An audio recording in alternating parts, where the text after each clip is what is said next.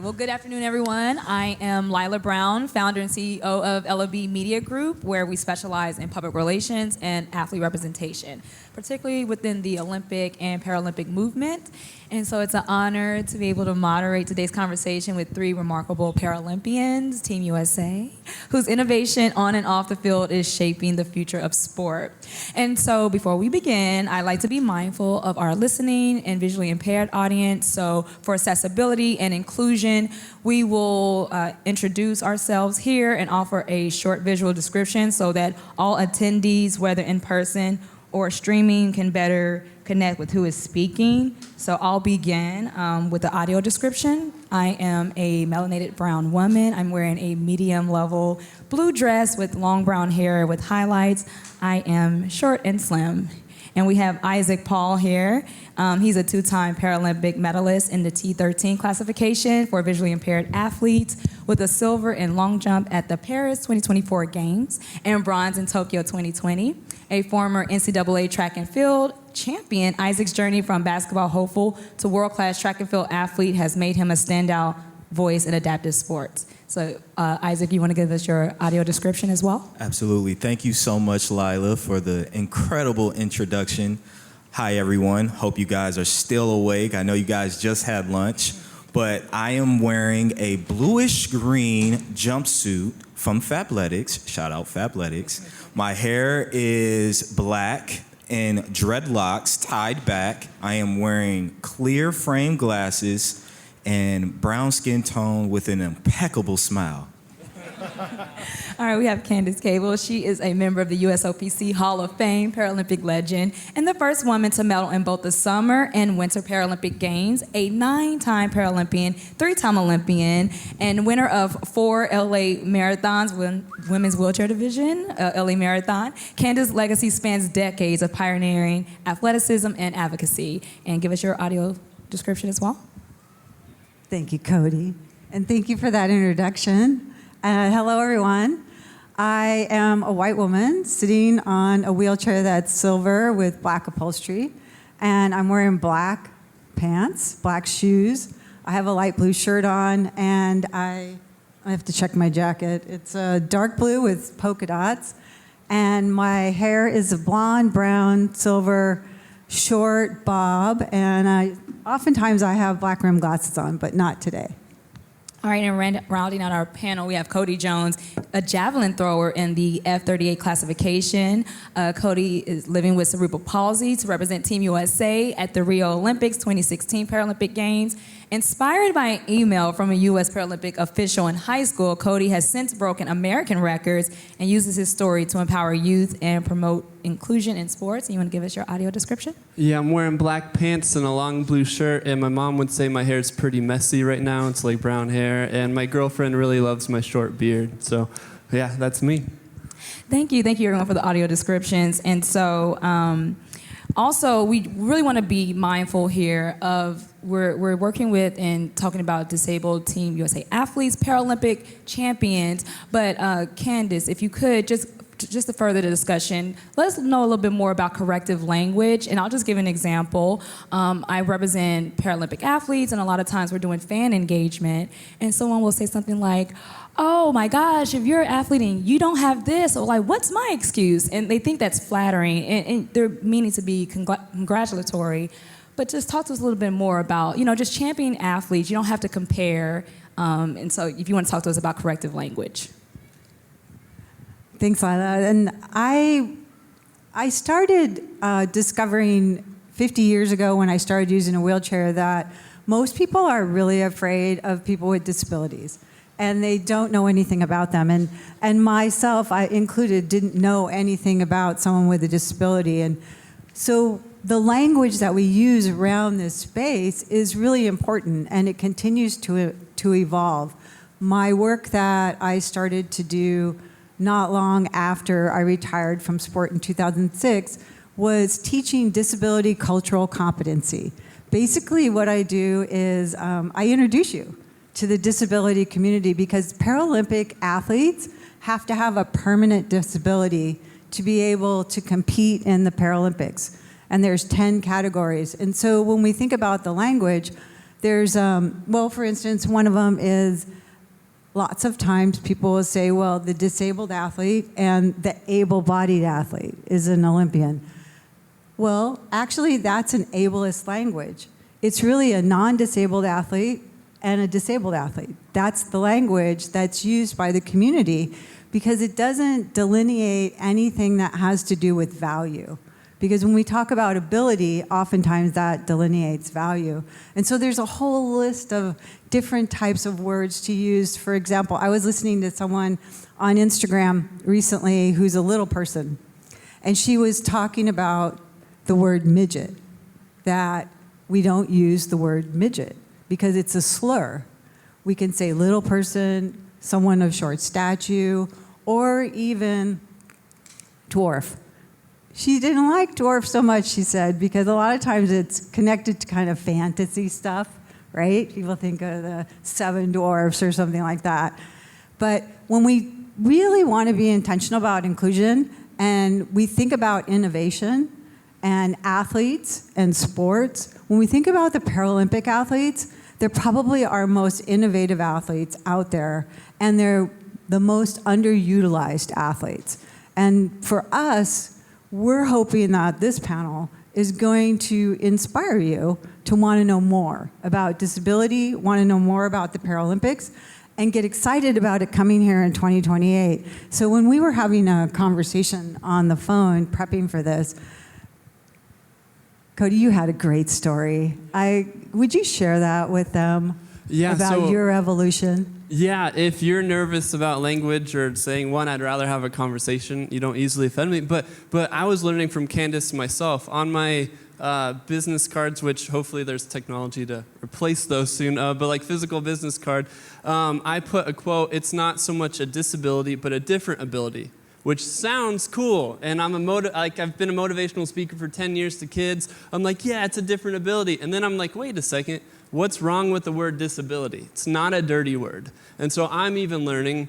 So if you're like, okay, I don't know how to approach the subject. Even as an athlete with cerebral palsy, which for me that means my left side of my body, my muscles don't work as well.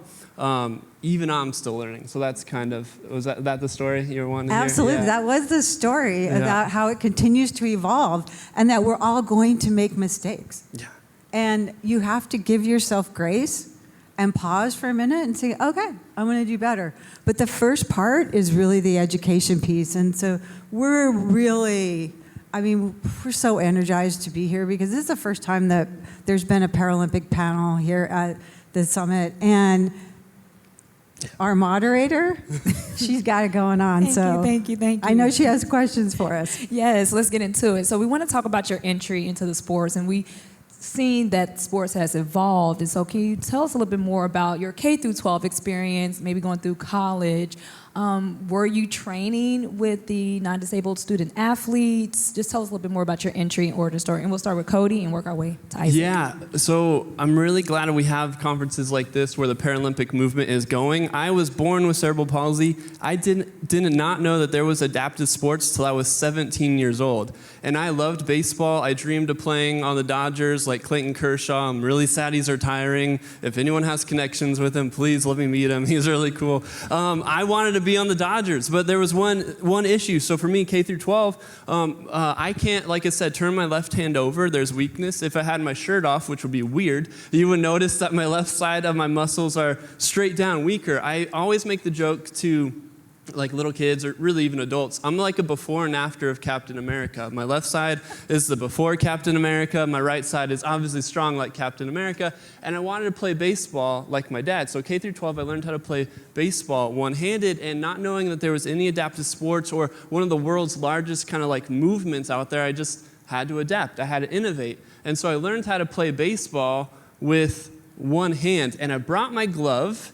Is it okay if I put the microphone down and show you guys in like 20 seconds how to play baseball? Yes. With one hand? Is that okay? Only if I can throw it to you. What's up? Only if the blind guy can throw it to Do you want to try to Let's throw do it? it. to me? Oh, All can right. we Let's do not? it. No, okay. Yeah, okay. Do what you want, We guys. signed waivers, right? No, I'm just kidding. All right, so just give me a nice little toss, Isaac. All right, it's coming hot. It's coming in hot. Please not too hot. So I catch it, I flip it, I get it, and I throw it. Wow. Just like that. Yeah. You want to try? All right, one more time. Let's see if I can do it really quick. So the ball's coming, I get it, I flip it, and I just go like that. Who's going to try it when they get home? Is anyone going to try it when they get home? Isaac, do you want to? Let's do it. Can you even see? I Sorry. mean, I can see a little bit. Is this a lefty mid or? It goes on your right hand. Right hand, okay. On your right hand. All right, now be gentle with me now. Yeah. All right, ready? I don't know if they heard that, Isaac. A blind joke. I'll get it. Oh, okay. Somebody will get that for us. All right, let's get back to That ball is lost. Well, you're Sorry, dealing good job, with- Isaac. when you're dealing with athletes, they are just so active. They all the energy in the world. Okay, if you want to tell us, Candace, a little bit more about your evolution and your experience. You've seen the evolution in the sports tech and the resources that were available or not available at your time. Absolutely. I am the elder on the panel, definitely. I wasn't born with my disability. I have an acquired disability. And it was before my accident at the age of 21, I wasn't an athlete at all. In fact, I was the furthest thing away from a competitive athlete. I didn't like PE. I didn't want to participate. I love spectating. I'm all over it. But I didn't want to play. But after my injury, I was seeking community. And for me, finding other people like myself and then figuring out how they dealt with this, because this was 1975 when this happened, and there was no Americans with Disabilities Act. There was no curb ramps to be able to get on and off sidewalks. I had to wheel in the street to be able to get somewhere. I had a 50-pound stainless steel wheelchair. It's a beauty. And I was trying to navigate a world that had really gotten rid of people with disabilities, because before mid-20th century, around 1960, people with disabilities were either institutionalized or they were destroyed. My first Paralympic Games was 1980. Now, those Paralympic Games usually were following the Olympic Games, but there wasn't a contract like there is now. So in 1980, the Games were in Moscow, and we know the US Olympians didn't go to that, but the Paralympians were seeking to go, and the Soviets said they didn't have any disabled people.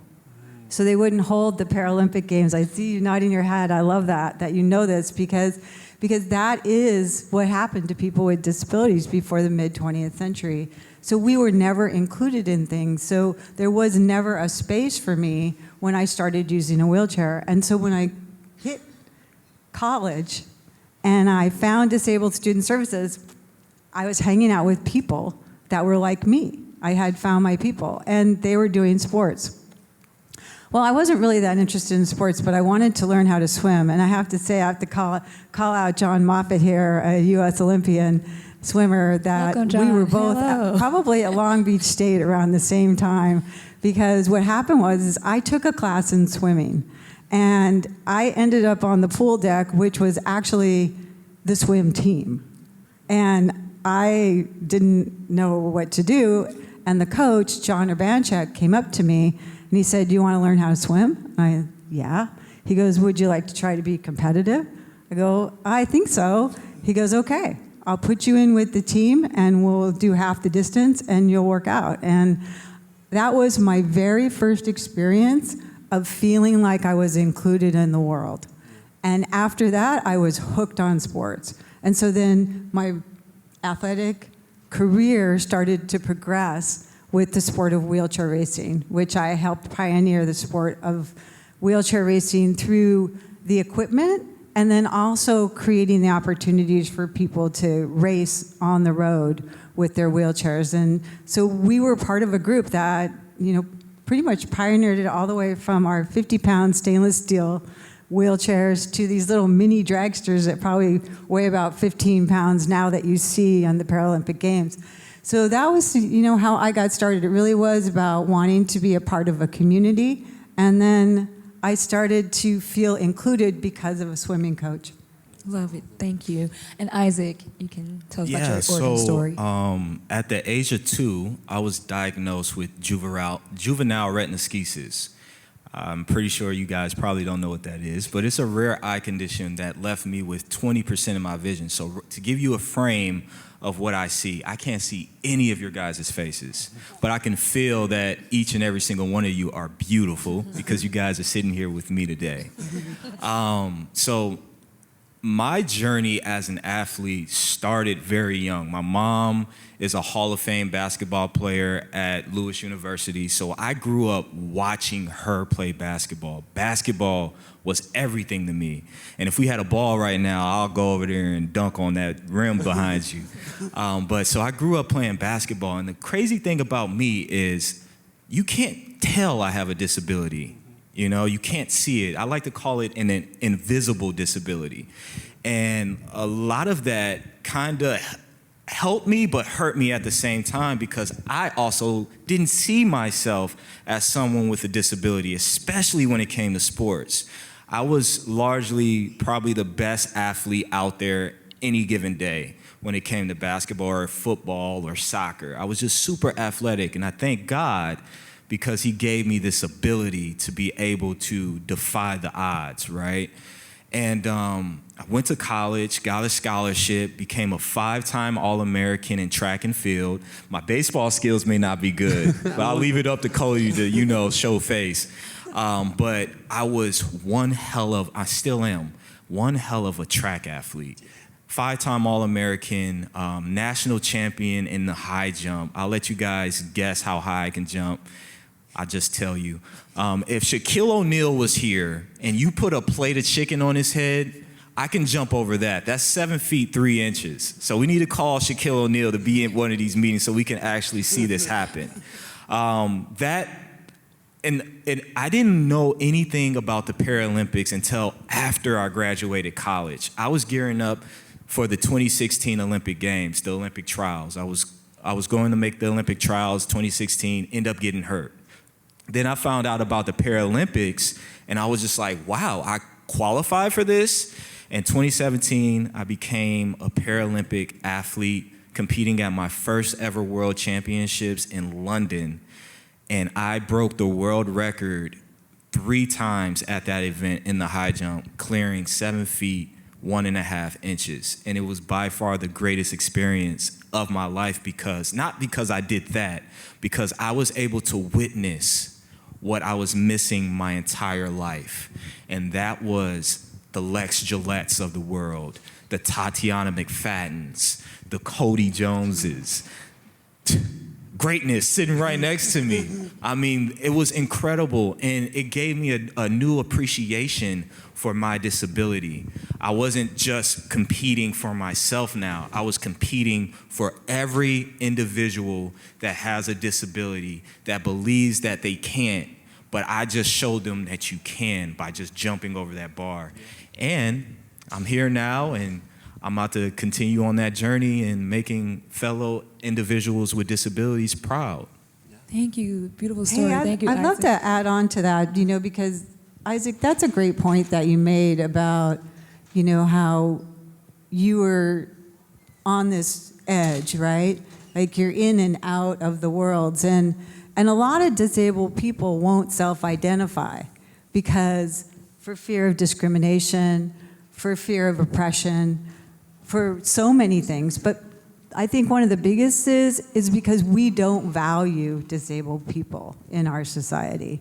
We have high levels of ableism, we have high levels of racism, and in this society, it's really difficult for someone who can pass as a non-disabled person to be able to feel and be themselves and fully express themselves. And it's one of the beautiful things about Paralympic sport, I think, is that it gives us that opportunity to show the world that we're here and it's okay. Because honestly, one of the things I like to tell people is, y'all probably not getting out of this life alive without joining the club. So you might as well learn about it now and start making things accessible for everyone. So I appreciate you telling that story.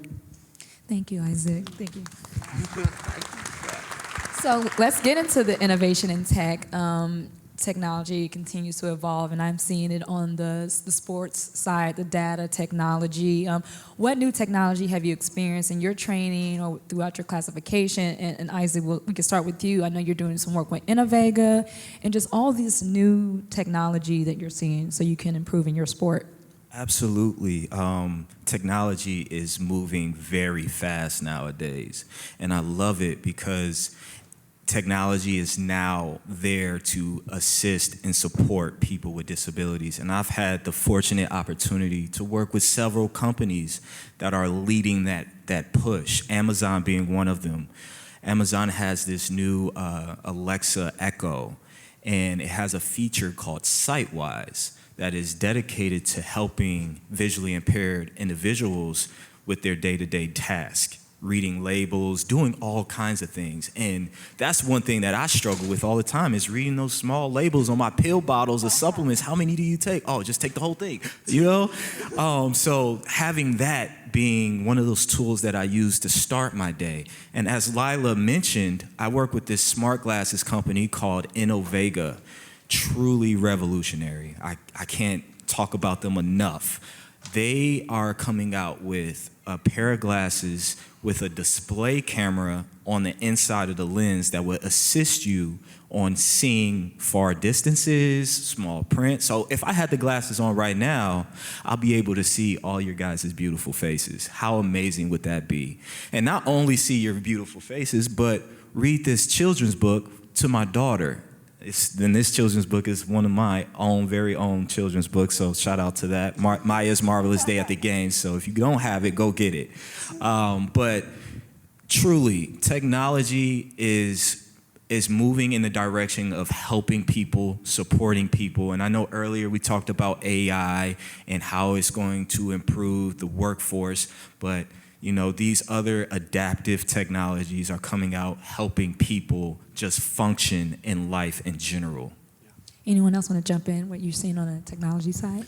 Just for me, I throw the javelin, which is a giant spear. I wish I could bring it, but I don't think I'd get it past security. Oftentimes, when you hear the javelin, you might not have even known what it was. For me, technology helps me connect with my coach, who's from afar, helps me just simply record, and I can't wait for AI to be able to coach me better. Be like, hey, hold your arm back and throw further.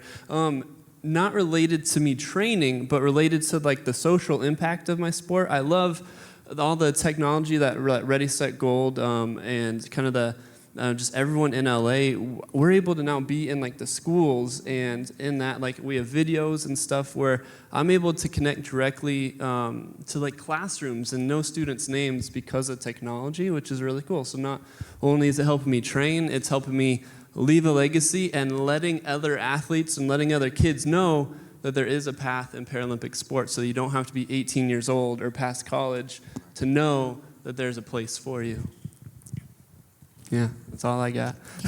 Candace, did you want to add anything to the technology? Yeah, I just wanted to add that, you know, in the work that I do with disability cultural competency is I help people understand what is out there right now and what are the laws that we need to follow to make sure that things are accessible for people to access on multiple levels. And that has to do with websites, it has to do with some of the equipment that we use, and it has to do with also what Cody mentioned was the technology, you know, of video, so that we can be able to bring the information forward to people without actually having to be there. I mean, the greatest thing is really when you get us in person, right? Because when you have someone who identifies as disabled and they come in and they're working with you to make sure that you're including everyone in what you're doing, it's a bigger picture that opens up for you. It expands your thinking, and it takes you outside that box and into the innovation that can happen, because disabled people really are disruptors of the status quo, because we demand change. Because, as I said, the world wasn't built for us. So we're continuing changing things. And so as this technology begins to evolve in many spaces, I hope that all of you think about how could this work for someone else. not just for the average person that we usually build things for, but someone who maybe doesn't have a hand.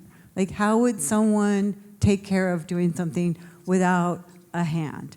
So they only have one hand. And just think further beyond that one space of how it works within your environment.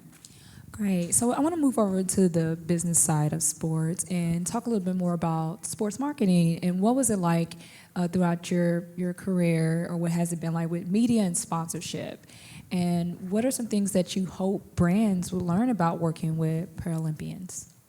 Anyone can jump in here. Yeah, Isaac, you might have a different experience with this maybe, but for me, with cerebral palsy, I could also pass as non-disabled, which may make it hard for a brand or a company or whatever to, you don't get that, like, I don't know the right term, but there's some of our teammates that are like amputees. You see a photo of them, you automatically know what their disability is, or kind of. For me, you need more storytelling. So for brands and companies, if there's ways to tell my story, I promise you put me in front of a crowd, or like especially little kids, they're walking away with impact and just they're leaving with smiles and they understand more. There's countless of just kids, but you put me just like in print magazine. I don't know, like you don't see. So with someone that doesn't easily show a disability, that's always my frustration. I don't know. It could just be me. Do you have any experience with that, Isaac, at all? Absolutely. I call it the plight of the invisible disability. Yeah.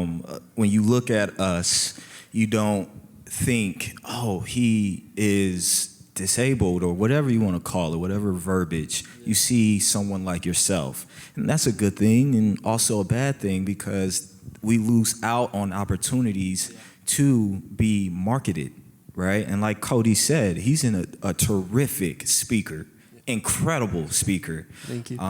But brands won't know that unless if they're sitting in these rooms hearing him talk, right? And much like Cody, I go around and I talk to the youth and I educate them about the importance of understanding disabilities and also empowering them to be their own superhero, much like people with disabilities. There's not much different from us, right? We breathe the same air, we bleed the same blood, right?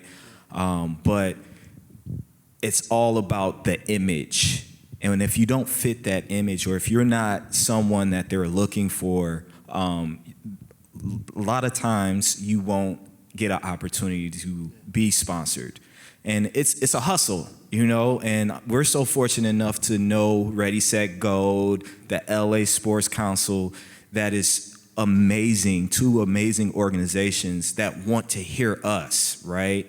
And educate you all on the plight of a Paralympian, all types of Paralympians, right? Some that have visible disabilities and some that have invisible disability. Say it with me. Invisible. It's okay. There you go. So it's definitely a hustle, and we have to be storytellers. We have to be able to deliver a story so that brands understand our disabilities and how it affects us from day to day and also on and off the field. Candace, is there anything you want to add about media and sponsorship? Visibility? Yeah, thank you. So I'm going to do something that, so a lot of people get warned about me that, oh, Candace is going to correct you. Watch out. She's going to teach you something. And this is all done with love and compassion, always. And it's so that we're better. So some of the language around visible and non-visible is the invisible part, right, that you talked about right there. And the folks that are in the blind and low vision communities that I engage with as colleagues feel like saying invisible means I'm not visible. I'm not here. And they've asked to have it switched to non-visible and visible, or non-apparent. And I mean, let's just all think about it for a second, how using different words can shape the way we see things. Because if I say, oh, I have a non-apparent disability, you're like, oh, she's got a disability, but I can't really tell. Can't tell it's there. When you look at me, you're like, oh, she got something going on, right? She's using a wheelchair, there's something happening there. In marketing, for me, one of the things that, and I'm going to take us back in time to the 1980s, when the first minivans came out, and Chrysler had these original minivans come out, and I went, those are perfect vehicles for me. Because before that, we had the big vans and the lifts and the ramps and stuff, and they're always breaking down. And these little minivans, I could jump into that driver's seat and pull my wheelchair through the side door, and I was gone. So I wrote Lee Iacocca, who was the president of Chrysler, and I said, you need to hire me and as an endorser of your product, this new minivan, because people are always looking at me. The people are literally always staring at me everywhere I go, because I use a wheelchair. And a lot of people have never seen somebody in a wheelchair. And they bought it. I worked with Chrysler for 15 years, and we promoted that minivan, and pretty much that is the type of van people use now, that use wheelchairs, because it's the easiest one for people to get in and out of, has great mileage. But my point with this is thinking outside the box, to go beyond what we think is the negative, because honestly, when I first started using a wheelchair, people staring at me was really uncomfortable. I felt really just out of sorts, and I would wheel with my head down so I didn't have to look at anyone. But as time went on and I started to value myself and love who I was, I realized that I didn't have to hide from it, and that it could be used as an advantage. And I think that's the thing with marketing that's really missed when we think about disability, is that first, we're not educated around all the different types of disabilities and who we are and how we operate and how we integrate with everyone. But second, we're not thinking beyond what is traditional sports marketing. And for the Paralympic athlete, there's two different levels to it. One, athlete, sports entertainment, super exciting, great, wonderful to watch. But there is a huge social impact piece of this that's available, that can be built out in multiple ways. And no one, and I'm not seeing anyone take real advantage of this. The only groups that take some advantage of it are some of the people that are wheelchair builders within the community. But beyond that, I see no one taking advantage of that and really building it out, because we have an opportunity to really shift perspective of what's possible in the world. And then the other piece, I think, with marketing is that people think like we do. And it's important to learn about our communities with cultural competency and learn how other people think and what's important to them, and not just what's down the mainstream. I think those are a couple of pieces with marketing. Thank you. And that kind of rolls us over as we're closing here.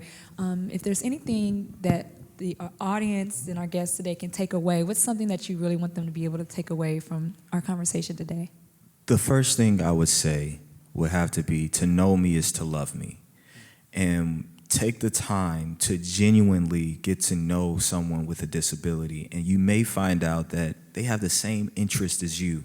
They just want to live a comfortable life, a fair life with dignity and respect, and be counted. I think that is the overall conclusion to what we're talking about, is counting, being counted in on something.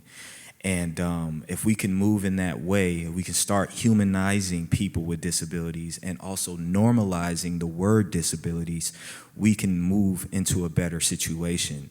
And I'm sure that myself and my cohorts right here are moving in that direction to educate every single person about the individual, right? About the individual. And if we can do that, we could be good, All right, any more takeaways?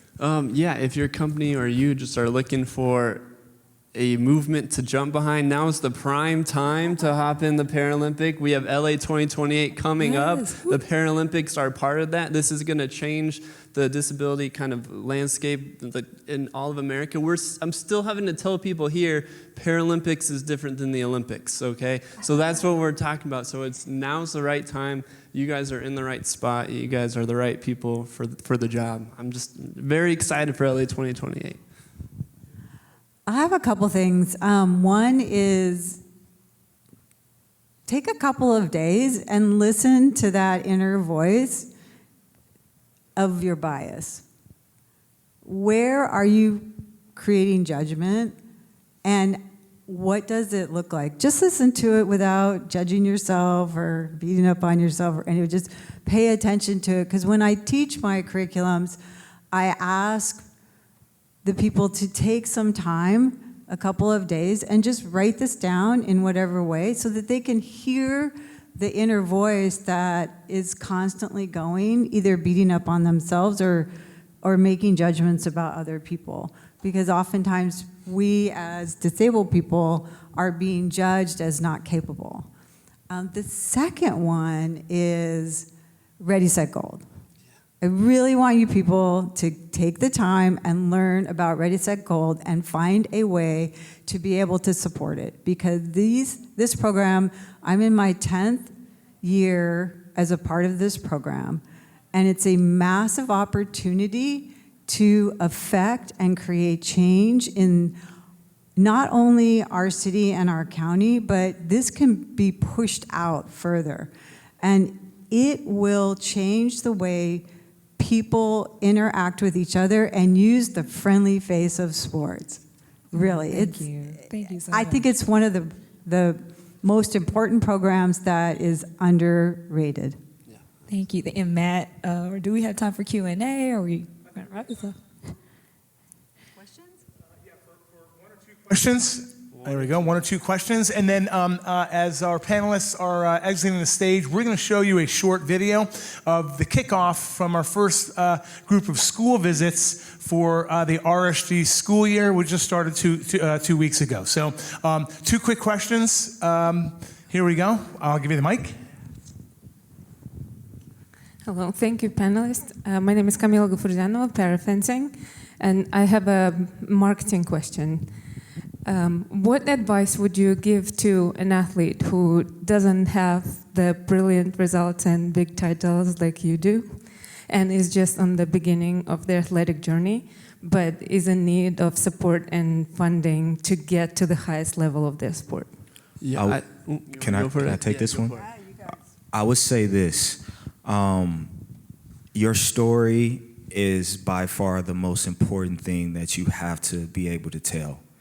You can do all the things you can do on that fishing field that you want to do. You can win as many gold as you want, but I promise you right now, marketers are looking for personal stories that can bring people together, that can, really uplift whatever audience that company has. So if you really sit down and develop your own personal story and make it fun for someone to listen to, I think that'd be your best bet.